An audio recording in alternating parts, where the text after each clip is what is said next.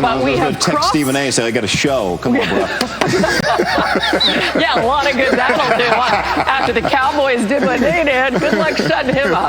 Anyway, Hannah here we Storm, are. Jay Harris taking over the network. Yes, we are. We are here for the next 2 hours. We've got some breaking news for you, and here is what is coming up on SportsCenter. So much to talk about. This is SportsCenter. What Jerry Jones is saying this morning. Oh my gosh, what can he say about the state of the Cowboys? And also, the Chiefs are running the ball.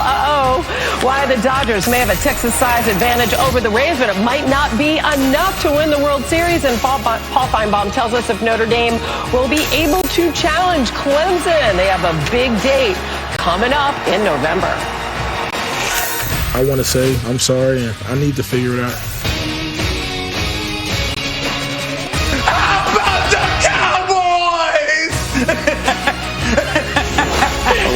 In his glory. We start SportsCenter, though, with breaking news out of Miami. That young man, he was the feel-good story after NFL Sunday. The Dolphins are naming Tua Tagovailoa starting QB. Our Adam Schefter has the story. He joins us now live. Adam, what more can you tell us about our breaking story here on SportsCenter?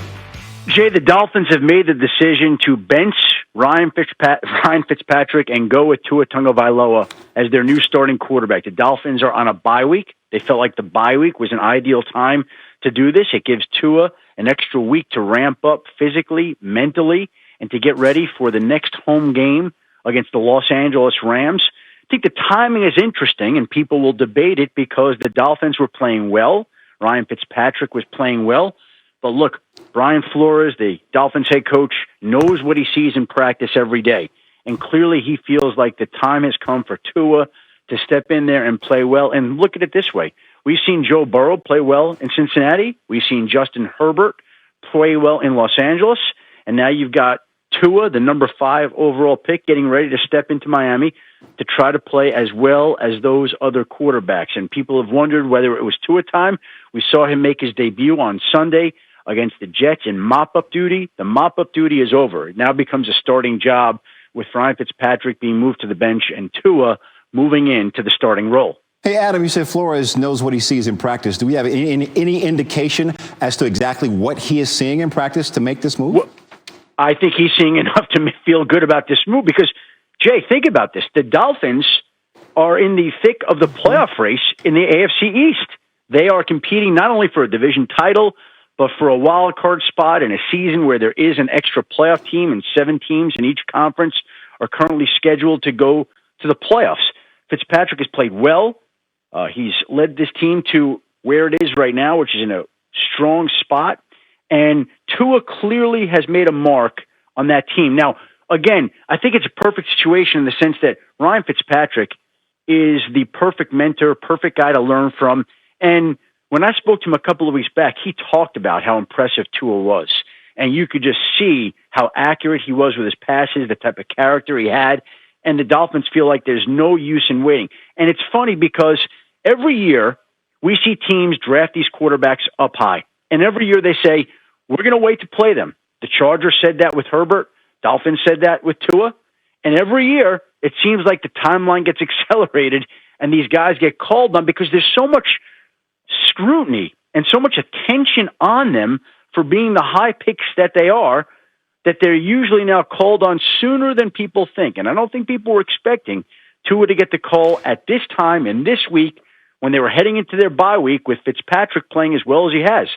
But the Dolphins have seen him practice enough that they believe Tua is ready to step in and become the new Dolphins starting quarterback. And Ryan Fitzpatrick was his biggest cheerleader on the sideline when he got into the game on Sunday. Adam Schefter, we appreciate your hand. Let's send it over to you. All right, so Jeff Saturday is joining us now for his take. And Jeff, hearing everything that Adam is saying about these teams starting their young quarterbacks, I have to think back a few years to the exception to that rule, which was Patrick Mahomes sitting behind Alex Smith for a year. And it seemed like the Dolphins had that kind of luxury with Fitz, but obviously they don't feel they can win the division with him at the helm. What's your take? Yeah, Hannah, you make a great point. And honestly, that's where I was thinking as well, is that when you watch Patrick Mahomes now, that was a playoff team with Alex Smith, right? That team had been to the playoffs, so Mahomes was brought into a situation where he was armed with a much better football team in totality in comparison with the Dolphins. But the Dolphins have made a significant push. They're one game behind Buffalo. People are talking about them, the excitement around their team. Their offensive line is playing well. And so they have brought Tua in my opinion, kind of a unique moment, right? He's going to go against the Rams his first week back, where that front four can get pressure and will kind of bang your body around. So it is interesting for me because I would have thought they would have brought him maybe in at halftime or some other, where he can get more cuts at it as opposed to just two throws in a game and in a season. And so it's interesting timing for me because I think they're in the thick of it in the AFC East. And when you're talking about making a move and a transition to a quarterback, to a young one, I don't know what the pressure is to make that move right now. Now, again, they may be seeing things in practice.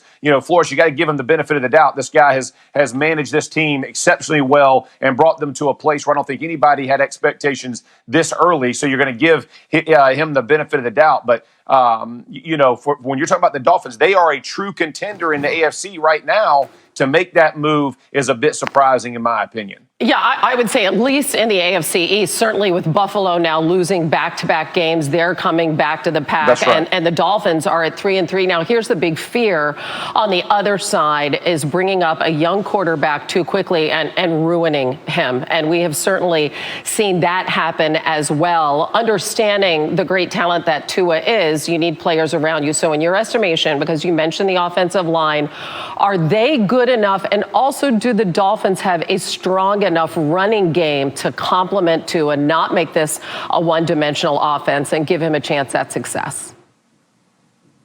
I do think they have that. I think the one thing that you would separate even from Mahomes and Tua is I think Tua can move in the pocket and can get himself in positions in the run game that differentiate him from other quarterbacks. This guy, in Alabama, this guy is special, right? I mean, he has a quality about him that he has shown in college. If he can bring that to the pros and bring that same kind of dual threat ability, which is what the expectations are, I think the line is good. I think the run game, I think he has weapons on the outside that can make big plays for him if he gets them in their hand. So I do think he's been afforded a good chance, not as good a situation, though, as Mahomes walked into with all the talent he had surrounding him in Kansas City. They have to protect him. They have to keep him healthy. And just that shot of him and the gratitude when he was sitting by himself in the middle of the field after getting a chance to achieve his dream, that and I think Fitz's support of him have been really heartwarming.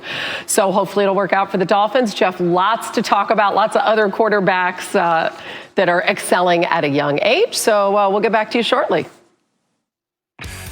So the future is now in Miami, an unfortunate future in Dallas right now. How about them Cowboys?